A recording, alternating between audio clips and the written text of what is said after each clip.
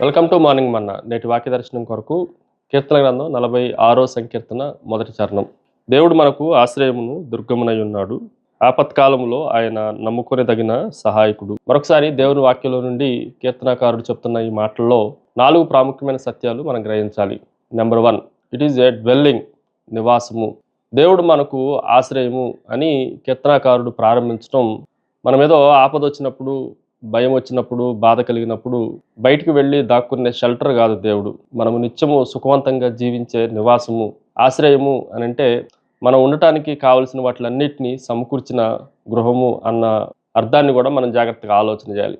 బయట ఎండలున్నా, వర్షం ఉన్నా, చలి ఉన్నా, మనం ఇంట్లో ఉంటే ఎంత నిశ్చింతంగా ఉంటామో, దేవుడు మనకి ఆశ్రయముగా, ఆయనే నివాసంగా ఉంటే లోకంలో ఉండే అనేకమైన శ్రమలు, ఆటుపోట్ల మధ్యలో కూడా మనం నెమ్మదిగా ఉండటానికి అవకాశం ఉంది. రెండో విషయాన్ని మీకు జ్ఞాపకం చేస్తాను. ఇట్ ఈజ్ ఏ డిఫెన్స్, రక్షణ. ఈ మాటను కూడా మనం జాగ్రత్తగా ఆలోచన చేస్తే, ఈ వచనంలో దేవుడు నాకు దుర్గమునై ఉన్నాడు అన్న మాట కనిపిస్తూ ఉంది. దుర్గము అనంటే అది ఒక ఎత్తైన కోట, ప్రొట్రస్ అని అంటాం. మనకి ప్రమాదాలు సంభవించినప్పుడు, శత్రువుల నుండి దాడులు మన మీద జరుగుతున్నప్పుడు, శత్రువు మనల్ని తాకుండా ఉండటానికి ఒక బలమైన ఎత్తైన ప్రాకారము కలిగిన కోటలో ఆ రోజుల్లో జీవించేవాళ్ళు.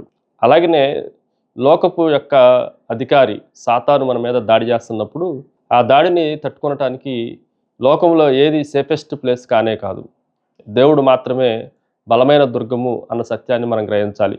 ఆయనలో ఉన్నప్పుడు ఏ బాణము కానీ, ఏ పోరాటము కానీ మనకి తగలకుండా ఆయనే బలమైన దుర్గంగా ఉంటాడు అన్న విషయాన్ని మనం ప్రస్ఫుటంగా గ్రహించాలి. మూడో విషయాన్ని మీకు జ్ఞాపకం చేస్తాను.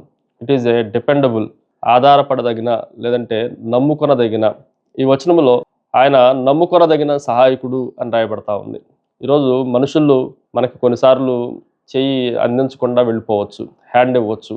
కానీ దేవుడు ఎల్లప్పుడూ మనం నమ్ముకొనదగినటానికి ఆయన సరైన వాడు అన్న విషయాన్ని ఈ ఉదయకాల సమయంలో మనం గ్రహించాలి. ఉదాహరణకి మనం బ్రిడ్జ్ మీద నడుస్తూ ఉన్నాం, మనకి తెలియకుండానే ఆ బ్రిడ్జి కూలిపోదు అని నమ్మి దాని మీద ప్రయాణం చేస్తూ ఉన్నాం. ఏమో ఇది ఆధారం సరిగ్గా లేదు, పడిపోతుంది అంటే దాని మీద నడవటానికి మనకి ఏమాత్రం అవకాశం లేనే లేదు. దేవుడు కూడా ఆ బ్రిడ్జి కన్నా, మనం అనుకున్న వాటిలన్నిటికన్నా మించిన నమ్ముకొనదగిన, నమ్మదగిన దేవుడు.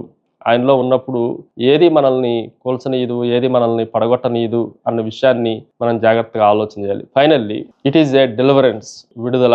ఈ మాట కూడా మనం జాగ్రత్తగా ఆలోచన చేస్తే, భయంకరమైన విషయాల్లో మనం చిక్కుకున్నప్పుడు, పంజరంలో చిక్కున్నప్పుడు, చెరసాల్లో, జైల్లో మనం చిక్కున్నప్పుడు, మనంతటా మనం బయటికి విడుదల పొంది రావటానికి అవకాశం లేదు. ఎవరో ఒకరు వచ్చి మనల్ని విడుదల చేస్తే కానీ మనం బయటపడటానికి అవకాశం ఉండదు. పక్షి తనంతట తాను ఆ బోన్లో నుండి బయటికి రావడానికి అవకాశం లేదు. ఎవరో వచ్చి తలుపు తెరిస్తే కానీ అది బయటికి ఎగిరినట్లుగా మన జీవితాల్లో కూడా దేవుడు ఆయనే వచ్చి ఈ పాపభూయిష్టమైన ఈ బంధకాల్లో నుండి మనల్ని విమోచించాడు, విడుదల చేశాడు. మన మీద ఎటువంటి ప్రభావం చూపుకున్నట్లుగా సంపూర్ణంగా మనకి విముక్తిని కలగజేశాడు అన్న విషయాన్ని మనం గ్రహించాలి. ప్రార్థన. సకల ఆశీర్వాదములకు కారణభూతుడగు తండ్రి, మరొకసారి మీరే మా నివాసముగా, మీరే మా దుర్గముగా, మేము నమ్ముకొనదగిన సహాయకుడిగా, మమ్మల్ని విడిపించే ఆపత్కాలముల్లో మమ్మల్ని విడిపించే గొప్ప దేవుడిగా మీరున్నందుకే మిమ్మల్ని స్తుతిస్తున్నాం తండ్రి. పాపపు బంధకాల్లో నుండి మమ్మల్ని విడిపించినందుకే మీకు మాత్రమే మహిమ, ఘనత, ప్రభావాలు ఆరోపించుకుంటూ యేసు నామమున అడిగి వేడుకొంచున్నాం తండ్రి. ఆమేన్. God bless you.